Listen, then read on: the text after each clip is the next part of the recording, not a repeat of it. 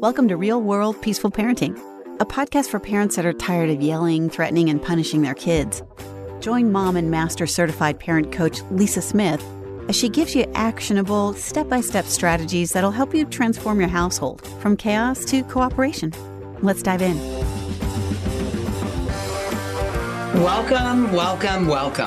Welcome to today's episode. As I say every week, I am so excited to be with you here today because we are going to dive into a topic that affects every family: how to teach our kids to handle conflict. I know, right? It's a good one. In this episode, we're going to explore why conflict resolution is so challenging. And we're going to discuss strategies for handling the conflicts, you and your kids, and then how to teach your kids to handle conflict. And I'm going to introduce a powerful framework called Empowered Conversations. My goal is at the end of today's episode, you, yes, you, I'm talking to you, you are going to have concrete tools to help both you and your children approach conflicts with confidence and empathy. I know I can't do an episode without saying the word empathy. And I have a special guest for you today. Joining me is Kris, who has been on the podcast before. Kris is a three-peat, I think, if not four-peat on the podcast, and we love having her on. You may remember Kris is a mother of two daughters who recently Inside the Hive mentioned or discussed that she had been grappling with this very issue. And so we decided to join forces and dig in. So welcome to today's episode, Kris. Thank you. I'm so happy to be here. And it's always exciting to get the opportunity to talk real time about issues that we face every day in family. And I just so appreciate the opportunity to sort through this today. Awesome. I'm so glad you're here. You're the perfect sidekick for this episode. So let's dig in. You know, conflict is something we all face, but it is especially challenging when it comes to our kids. So let's start by reframing how we think about conflict. Kris, when you hear the word conflict, what comes to mind? Well, if I was saying the first word that came to my mind was argument, which to me sets a really negative connotation for what conflict can be about, because I do think that there can be such a thing as healthy conflict. I feel like in our family, though, we are lacking some tools for understanding how to not take things personally when something is brought up. So our conflict usually ends in somebody's feelings getting hurt and some type of argument that ensues that keeps us from really getting to solving whatever problem was maybe brought up to the table. Yeah. So just arguing, taking things personally, hurt feelings, and maybe scattering to the other room with nothing really resolved. Yes. Yeah. Or sometimes coming to a standstill where the argument actually diverts and goes off from maybe whatever the original conflict was about. And so then as things come to a head or come to, a conclusion, the problem that we went in to solve wasn't necessarily solved. And I think sometimes there's just a loss in the process of how to circle back. If somebody does have hurt feelings or somebody does take something personally, how do we circle back and get regrounded in the fact that there was something that we wanted to try to solve in the first place? I love that. Yeah. And I think everything you described is common. I'm sure that the listener right now is nodding their head and saying yes, yes, and yes, right? Yeah. I mean, I often think about conflict in a work environment. Conflict in a work environment can include taking things personally and hurt feelings, but I feel like there's just a different level of, as professionals, how we may show up in a situation dealing with a conflict. But when it comes to the family, and especially helping our kids whose brains are not fully developed, as you help remind us, I want to better understand process and how to teach them. So it's not about only solving that problem in the moment, but how can they take those skills and then transfer them, whether it's a conflict that they're having in the home with sibling, with a parent, or a conflict that maybe they're having on the playground or with a friend or in a romantic relationship, however it is, learning how to say, okay, I understand what conflict is about. I understand that I have tools in order to help me solve issues in whatever environment I'm in. Right, for sure. So to start, I want us to consider, what if we thought about conflict in the home with our kids, for our kids, not as a battle to be won, but as an opportunity to resolve an issue? Yes. Even more, what if we saw conflict as growth trying to happen? I love that definition. Me too. Me too. Because I think so often, particularly in sibling fighting, right? There's a battle and the goal is to win the battle, right? Get the remote control or get the toy or convince mom that we should do it my way or eat where I want. And that's really confrontation, right? But conflict is an opportunity for resolution and it's growth trying to happen. It's a game changer, right? Yeah, and it's interesting that you said in growth trying to happen. I often think about listening to some of the conflicts that my daughters will bring to me. It's usually trying to get another family member to see things from their perspective and to agree with them. And then that's the win. If they get their way, they get their view across, and then other people's behavior changes because of this point of view that one of them wants everybody else to see and accept. And we don't always have that option to change another person's mind or to choose another person's behavior. And so how can you still approach conflict without this idea of somebody wins, somebody loses? Right. I love that. I love that. When we approach conflict with this mindset, it opens up possibilities for connection and understanding, right? I always, when I talk about things like this, I'm always brought back to one of Stephen Covey's, God rest his soul. He was a great man.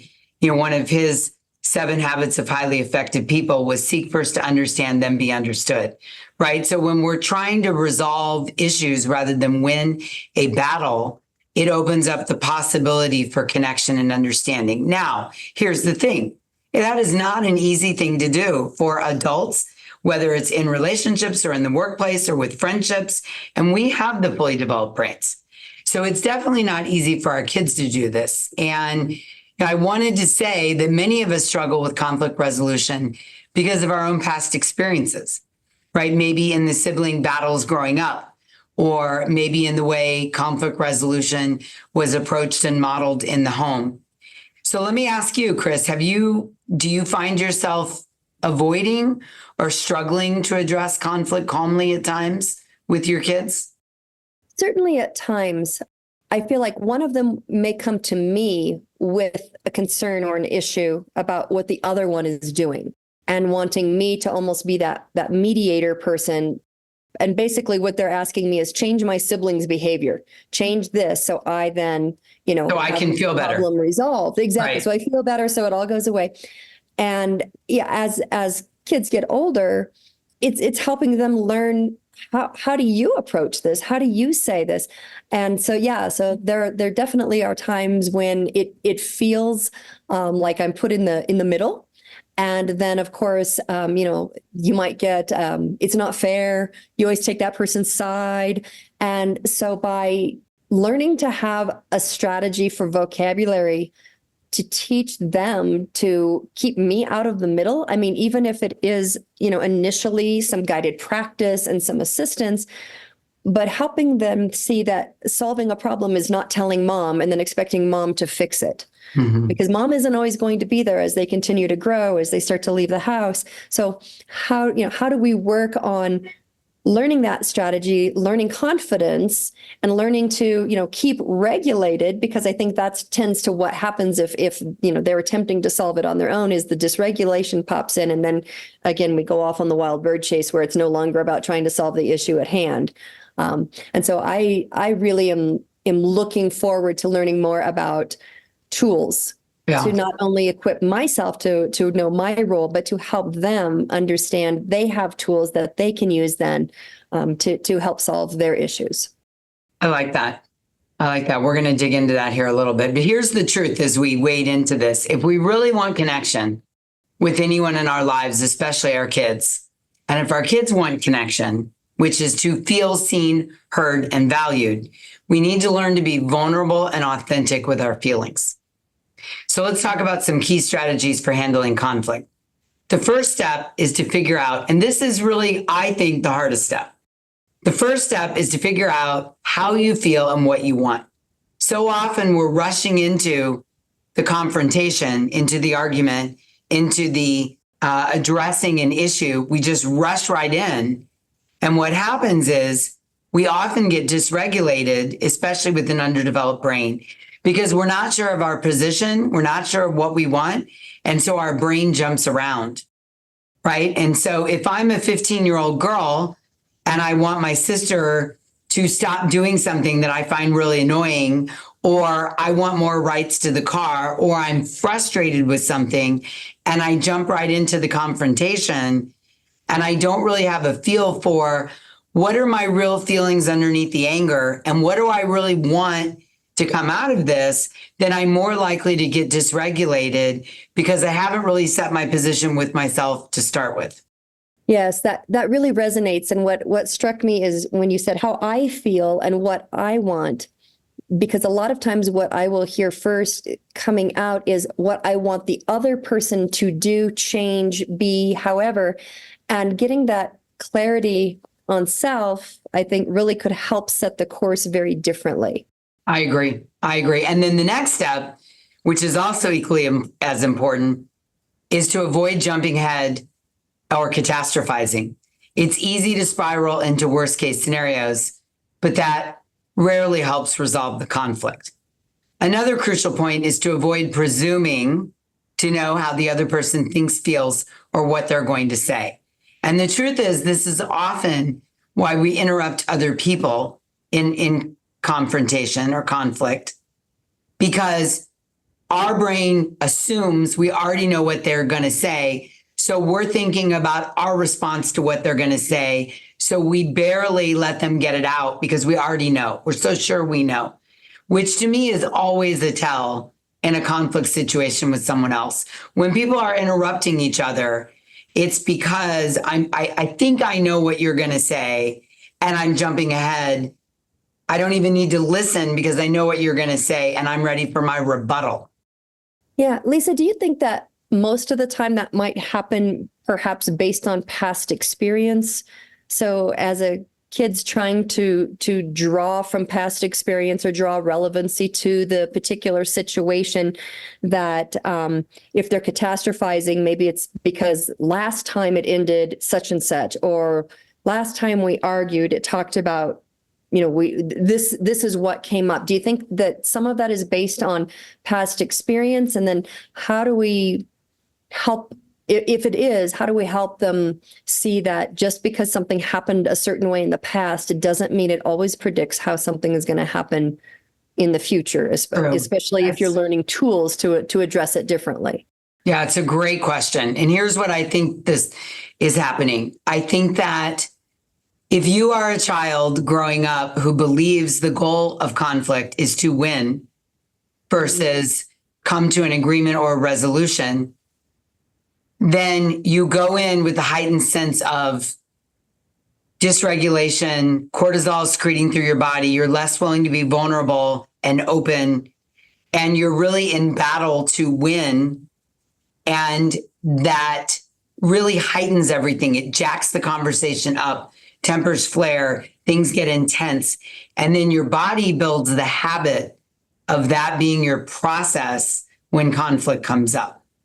So I think as a parent, when you feel that beginning to happen, this is a side note, a little bonus tip, but I think one of the rules that could be set forth is like, remember, we're here to resolve the issue, not win the battle, right? And it's recalibrating the goal here.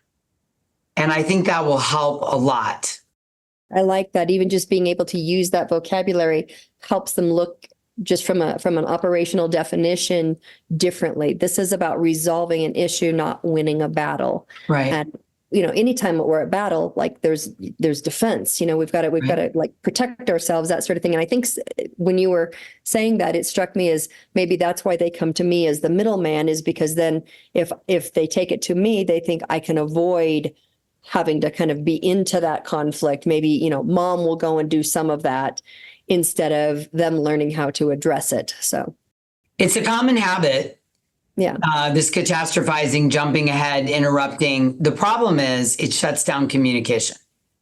Right. And that's another clue that we're trying to win versus resolve, is the tools that shut down the communication. So instead, and even as the mom, your girls are coming to you, this is the tool I want you to use so they can see what it is. It's reflective listening, right? So it means even before, if they come to you and they want you to resolve something for them or with them, and the answer is super easy and simple, I would practice reflective listening, which means really hearing what the other person is saying and reflecting it back to them to ensure understanding.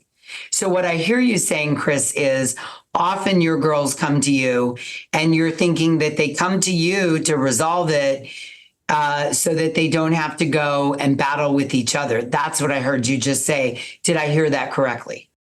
Yeah. And that Right. feels really validating to know that someone just heard what I said. Someone's understanding. And what I notice when I'm hearing that back, it's like I said, it's like, yeah, she heard me. And it also helps me feel a lot calmer. Now, I realize that maybe if in reflective listening, sometimes we might not get it right. We might reflect back, but then it gives that opportunity for clarity again. No, that's not what I said, or that's not what I meant to say. Oh, Exactly. Tell me more, help me understand, some of those key phrases that you teach us in so many situations. As long as we're staying the calmest person in the room, we can understand, and having the kids experience that from us also then models that for how they can show up with that same mind frame of understanding. Here's a tool called reflective listening. This is what it looks like. This is what it feels like. So, yeah. I find even in conversations where I use reflective listening, particularly with my son, who will be 20 this Saturday, which is hard to believe. But I find our most productive conversations are when I reflective listen back to him and I get it wrong. Right? Because he'll say, no, mom, that's not what I mean. And I'm like, oh, okay, well, tell me what you mean.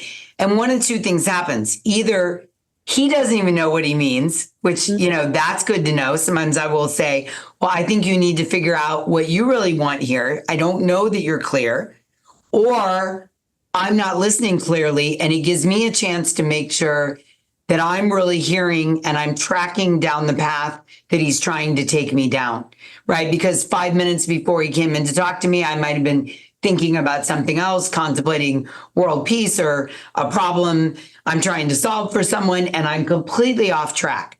So I think one of the keys really to my son and I's connection that we have, that I feel so strongly, and I know he does too, is that tool of reflective listening. And we use it all the time, because so often you're saying one thing through your lens and I'm hearing another thing through my lens, whether the lens is my past experiences, I'm tired, I'm dehydrated, I'm hungry, I didn't get a good night's sleep, I was doing something else. You've been thinking about this for 5 hours. I've thought about it for 30 seconds. I was doing something else before I switched over. It's so often I find that when I get it wrong, that's like the sweet spot. That's like the overlap of the Venn diagram. Like, oh, we're really getting somewhere now. It almost brings you back full circle back to that first step of how I feel and what I want, and the ability to practice the articulation of that. Because like you said, sometimes maybe the kids are really clear up front about what that is, and other times they may still be scattered trying to figure it out. So just to make sure, because I'm going to absolutely use this as an advantage for coaching for myself. So I just want to make sure I'm with you. You said the first step is having that clarity in how as whoever's trying to solve the conflict, I'm going to just say it from a kid's perspective, how I feel and what I want, not jumping ahead and catastrophizing. And oftentimes in doing so, we think we know what somebody else is feeling and saying. So then we almost have a script in our head that keeps us from that fourth step, which you said is reflective listening. So if I'm in a reflective listening space, I really have to be in tune to know I'm hearing what this person's saying, because I'm going to be reflecting it back to them. And then that gives that quality check as far as, yeah, okay, that is what I said. Yes, I'm here. You heard me, which provides a little bit of validation and sense of we're getting somewhere. Or no, that's not what I said. And it brings it kind of back into that, okay, let me be clear. Let me say again what I'm starting with. I like that so far. Yes. Yes. Much better than just going in saying, I need you to do this, or you're not doing that. Then that's where that argument is. And so I can see where this provides a pathway to work toward that resolution. Right. And let's take it a step further even. Yeah. If I come to you and I say, you need to tell sister that she needs to not park her car behind my car at night. Let's just pick that as an example. You need to tell her right now. It might be a real opportunity to say, rather than you tell me what to do, to tell her, why don't you tell me what you need and how you feel about it, right? So then the reframe might be, I'm super frustrated when I get up in the morning to leave for work and there's a car parked behind me. I cut it close as it is because it's so early in the morning, and I would like to be able to pull straight out of the driveway onto the road and go to work. Yes. And then maybe the resolution is maybe that daughter needs to park on the street instead of the driveway so no one blocks her, right? Mm-hmm. And she has free access to get up and go to work in the morning and no one's behind her. Yeah. Right. So that's where being clear about what I want to get up in the morning and not have a car parked behind me when I'm rushing to get out the door and go to work. That leads me to wonder about, are there multiple solutions? Because sometimes I'm thinking in that particular example, the daughter that would need to get to work would want to be like, no, I need, the other person to park in the street because my car's in. So, maybe it's even right. Whoever gets home first gets to park in the garage. And because, her parking on the street would certainly be one solution, but there might be other ways that they could come to a solution, or other solutions as well. So, right. Yeah. And if the daughter says, ultimately what I need is free reign to pull out onto the street and go to work and not have anybody encumber me, probably not the word a teen's going to use, but not have to wake anybody up, find anybody's keys, right? That's getting the original daughter to focus on what does she really need, rather than you go tell sister not to park behind me.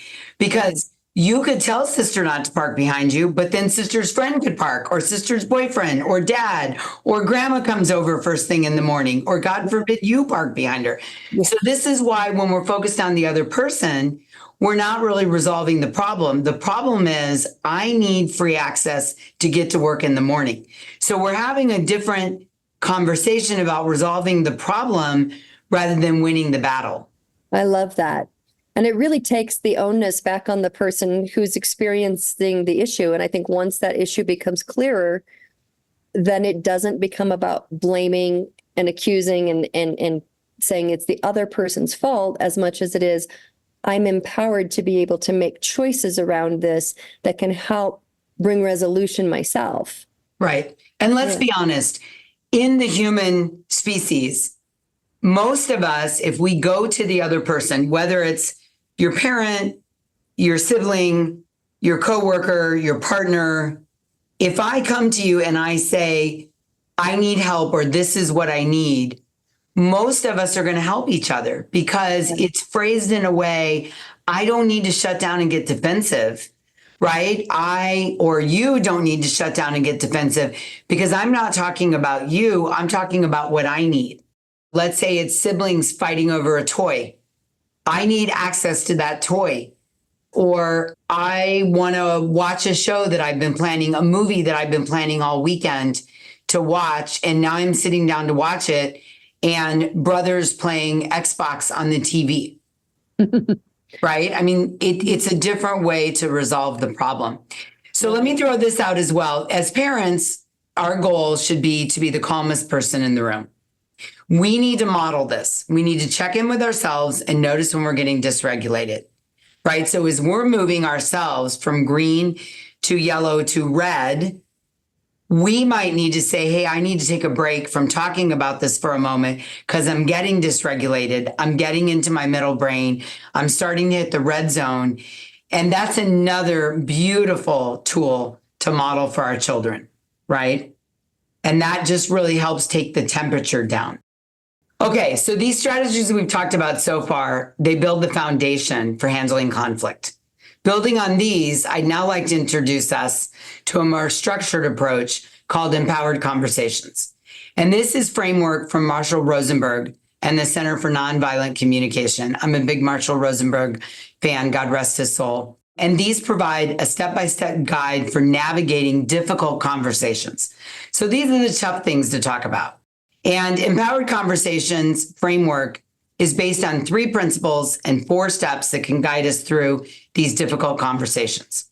So let's start with the 3 principles. Number 1, we've already discussed this, but just to say it this way, listening to yourself and being honest and clear about your feelings, right? The nonviolent communication work is really all about starting with yourself. I don't go running into the living room and yank the remote control out of the kid's hand, my sibling's hand, or call my mother and tell her to, mediate something between my sister and I until I'm clear about my feelings. I'm feeling judged. I'm feeling hurt. I'm feeling left out. I'm feeling like I'm not getting my time. I'm feeling like things aren't fair. I'm feeling like you favor her, right? You want to be clear. Number 2, we want to value our voice and speak up for our needs. Again, this is not about the other person. This is about I'm feeling left out. I need more autonomy. I would like to decide where we go to dinner once in a while. So it's really focusing on you. And then 3rd, listen deeply, hard to do, but a good goal, to the feelings and needs of others. So the 4 steps in empowered conversation, here they are. So 1, you state your intention to the other person. Right? I would like to resolve X. You share your feelings and needs. I would like to resolve it because I get super stressed out in the morning. We're going to stay with the car example. I think it's a good one. I would like to figure out, or I would like when I get up in the morning for nobody to be parked behind me because I get really stressed out about being late for work. And if I'm late for work, I get in trouble with my boss. Right? And then the step 3 is asking about and empathizing with the other person's feelings and needs. Why do you park behind me when you come home at night? Why is it a problem for you to park on the street? Or is it a problem? And then the request might be, could you park on the street? Could we talk to mom about another plan of action here? Could we agree that during the weeknights, you won't park behind me when you come home from work? Maybe you've got one daughter that leaves for work early in the morning and one daughter that comes home late at night. So Kris, can you think of a recent conflict where this framework might apply? Oh, absolutely. I love the example that you've been sharing. So a recent example that we talked about was one sister was very concerned about what another one was posting on social media and felt like perhaps what was being posted would have a negative reflection, not only on the one posting it, but on the sibling as well. And I think it was meant with, intention of, hey, you got to, you just need to be aware of what's out there. I think had we had these steps and understood where they were coming from, I think that the process of trying to solve the problem could definitely have been resolved with a lot more peace and just with a lot of clarity with that. I like the idea of making a request. One of the questions that I had with that is, once the request is made, I would think it sounds like maybe there can be a series of small agreements. Maybe that person can't answer right away of, yeah, I can do that, or no, I can't. Is that something then that they can circle back to? If sometimes people just need a little time to think or process if that's going to be something that could happen. Yeah. In the situation you gave, the daughter doing the posting says, no, I'm not going to stop posting. And then maybe the second daughter says, okay, that's good to know. Now that I know that, I have options. I can get off Instagram. I can change my Instagram name. I could make my account private. I could unfollow my sister so there's no connection. Now that I know you're not willing to do what I requested, now I can figure out what I'm going to do about it. And not in a vindictive way, but in a, now that I know that, I know how to handle this. The other thing is, again, let's say the daughter posting says, no, I don't want to do that. Here's my legitimate reason why. I've got some new friends and I tag them and I want them to see what I'm doing and I'm trying to work on relationships. Your other daughter could say, okay, I don't like it, but I understand where you're coming from. I'm going to check back with you in a week and see if maybe you've had a chance to change your mind. Or again, she can decide to unfollow the sister. Sisters do not have to follow each other. Right. Right. So there's lots of options when we're stating our request. And, the fine print, unfortunately, says just because we're stating our request doesn't mean the other person's always going to agree. Right. Exactly. But that also gives us an opportunity to say, okay, we now have some data. And like you said, what do we want to do about it? And when I look back to those 3 principles, value our voice and speak our needs, we can do that. But it doesn't mean that the other person has to receive it. But what it does do is it allows us to then say, well, I have choices around this. So it's not this feeling of stuckness, not this win-lose again. It's like, okay, how do I want to proceed with whatever just unfolded? Because to me, conflict resolution doesn't mean that everybody walks away, oh, this just worked out just right, perfect and happy on both sides. In a great world, or, that could happen sometimes, but sometimes we don't get the end result that we're looking for. And then it's also being able to say, and now what? What are my options and what are my choices now? And I feel like it's really an important lesson for all of us to learn. I often think about, conflict resolution, thinking about as an adult, we have a need, like, something didn't go well. We'll go up to a person in customer service. We want a resolution. They may not be able to give it to us. Is there a way that there's this happy medium, or is there a way that, we're going to be able to walk away and be okay with, okay, that didn't work out the way that I wanted. What did I learn from it? What can I take away from this? And when you said that last step of making the request, it just made me think a request can be made. It's not always granted.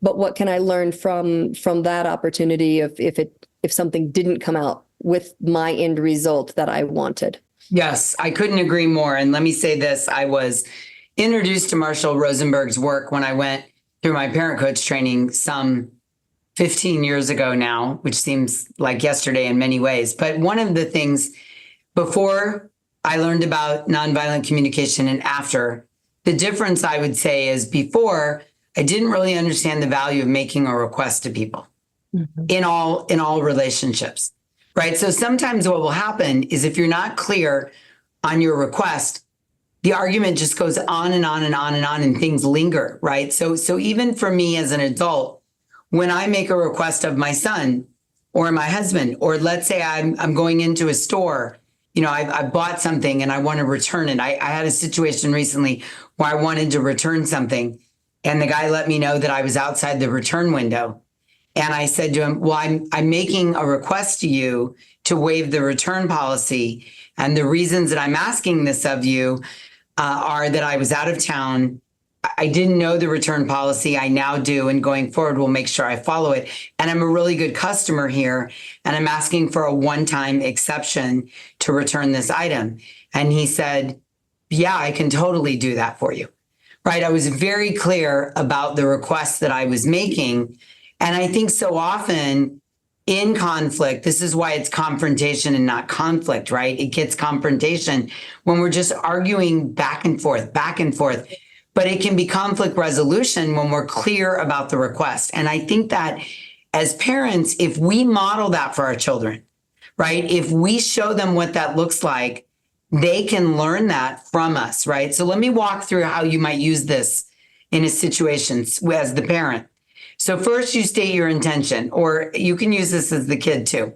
First, you would state your intention. I want us to talk about X in a way that works for both of us. right? So we're stating the intention. I want us to talk about your grades, or I want us to talk about the upcoming school year, or I want us to talk about your screen time in a way that works for both of us, right? Yes. Then you share your feelings and needs. I'm feeling upset or sad or nervous about your screen time because there's all this data coming out saying that excessive amounts of screen time is bad for kids' mental health. So you would just say that I'm worried about it because of this. Mm-hmm. Can you tell me now, next you're going to ask about their feelings and needs. Can you tell me how you're feeling about this when I bring it up? Right? Are you surprised? Would you like some time to think about it? Are you, oh, whoa, kid, you're getting defensive on me, right? Maybe we need to take a break about this, right? Sometimes kids can get very heated, right? Mm-hmm. But in actuality, can you tell me how you're feeling about your screen time? What's important to you about this? Well, on one hand, Mom, I realize I'm on my screen a lot, but I never know when my friends are going to get on. And what's really important to me is that I'm on gaming when my friends are on. And so a lot of times I'm just on waiting. My son used to say this. A lot of times I'm just on waiting for them to get on.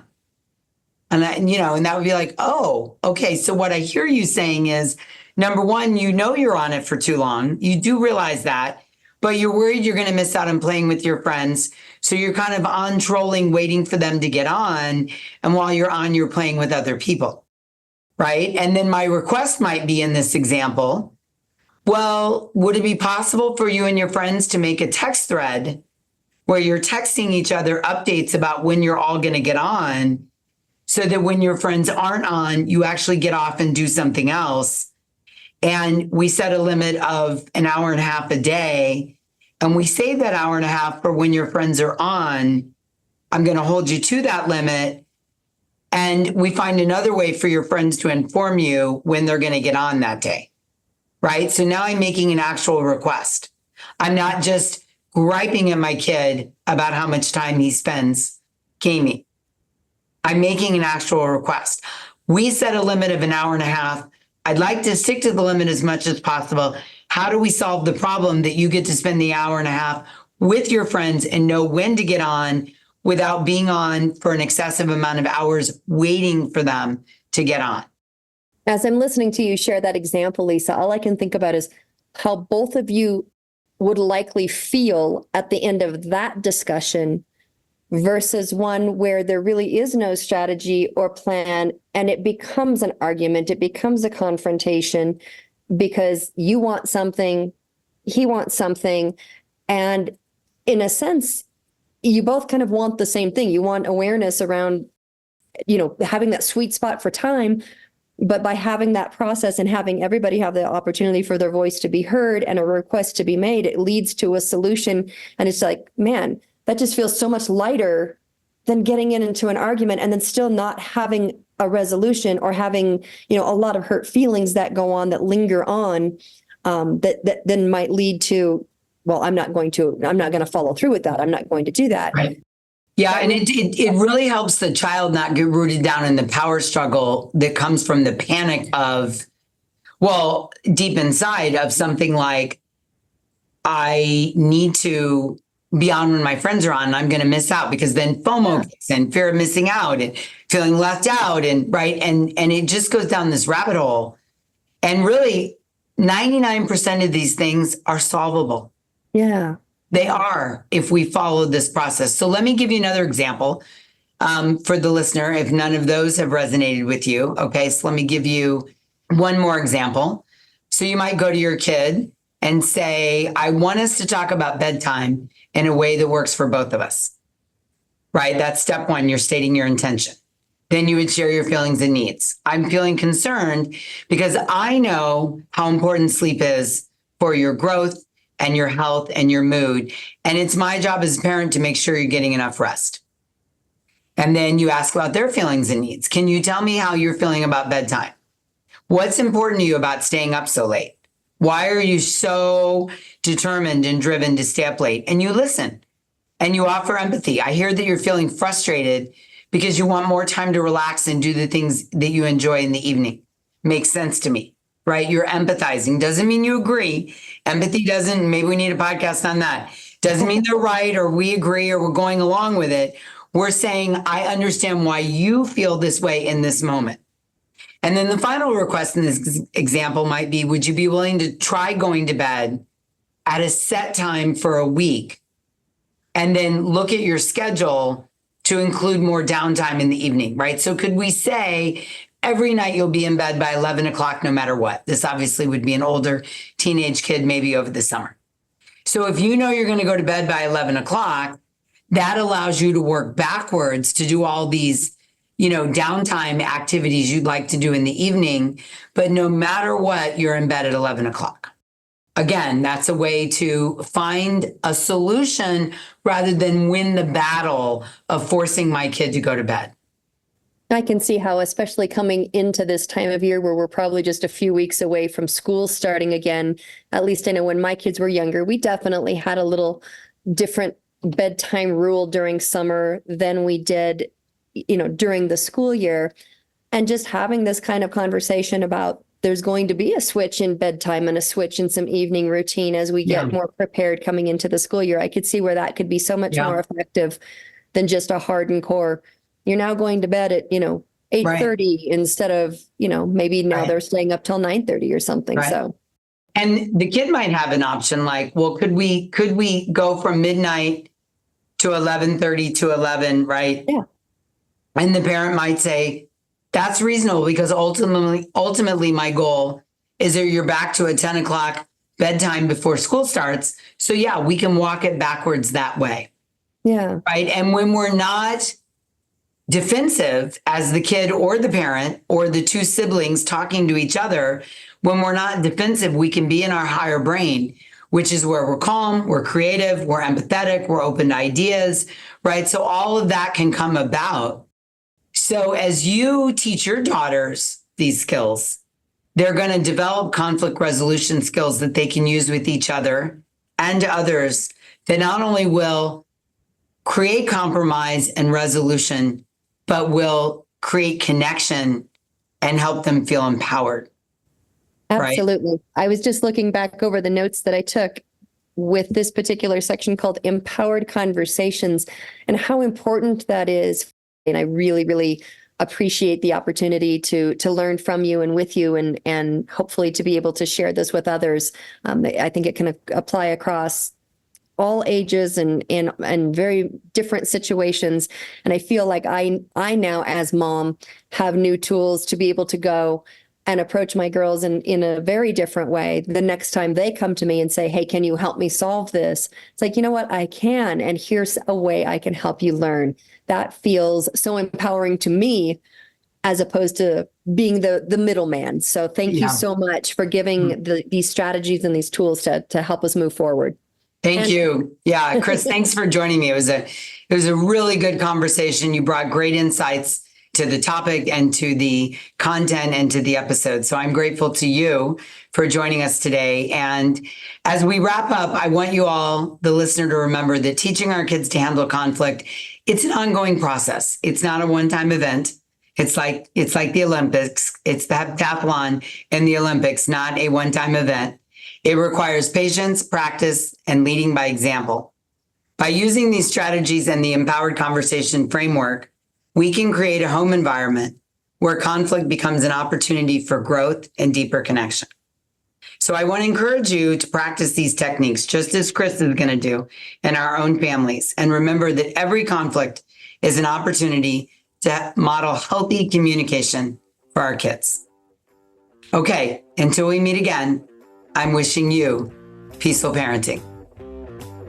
Thanks for listening to Real World Peaceful Parenting. If you want more info on how you can transform your parenting, visit thepeacefulparent.com. See you soon.